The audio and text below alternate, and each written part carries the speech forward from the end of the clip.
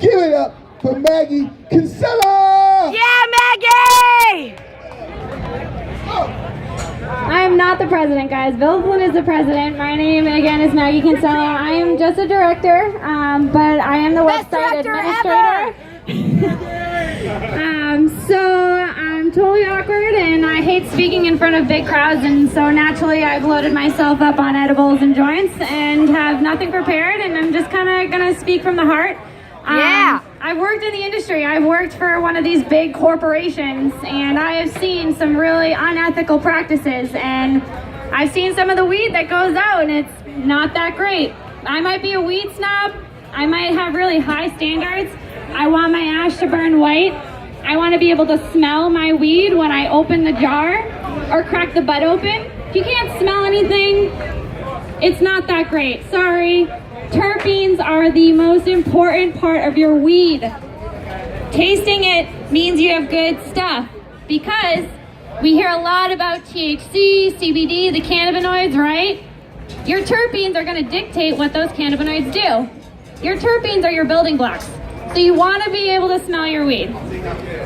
You definitely don't want your weed to smell musky, sour, not like the earthy musky, like the moldy musky, right? Ew. We don't want moldy weed. No. mold. Clean weed. Yeah! So, if your bud starts to smell really sour, you open it up, there's things mushed together, you see a little white fuzzy patch or brown, that's mold. Don't smoke it, throw it in the trash. Another thing that I want to talk about besides clean products is the fact that it is not 100% legal. Yes, it's legal in Massachusetts. Be happy about that. It's still federally illegal. There are still people not only getting profiled for something that's legal in other states, they're getting arrested and thrown in jail for it, incarcerated, sometimes 25 to life. That's not okay. So the first thing that we need to continue to advocate for is expungement and getting the laws changed. So words play a really important role, right? The laws dictate everything we do, these words that are put on paper. But what about our actions? What are we doing to change the laws, to make sure that they are fair, to make sure that they are just, to make sure that they are based on science and factual information? So in order to change these words, in order to change these laws, it's going to take action. All it takes is a phone call to your congressman, to your representatives. I was told that it takes about 100 contacts from constituents for a representative to take notice. So pick up the phone, open your laptop, better yet, those phones that are stuck to your heads, use it to email, to contact, because it's not going to change unless we take the action necessary. And we need to hold each other accountable. Yeah! Words don't mean anything if we're not holding our actions accountable.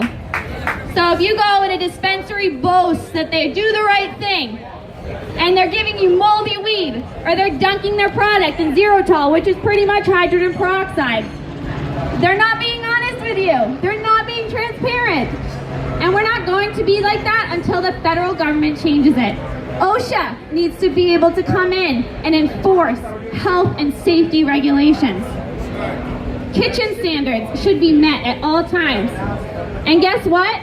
This is a plant. It is agriculture. We should be going by agricultural standards and enforcing those.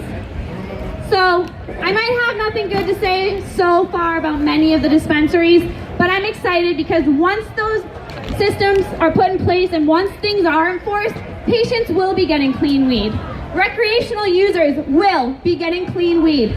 And that's really going to come from co-ops too. So support your local home grows, support clean weed, and call your legislators, and let's get our people out of jail. Maggie! Awesome. Give it up for Maggie, again, the director of MassCann Normal. Yeah!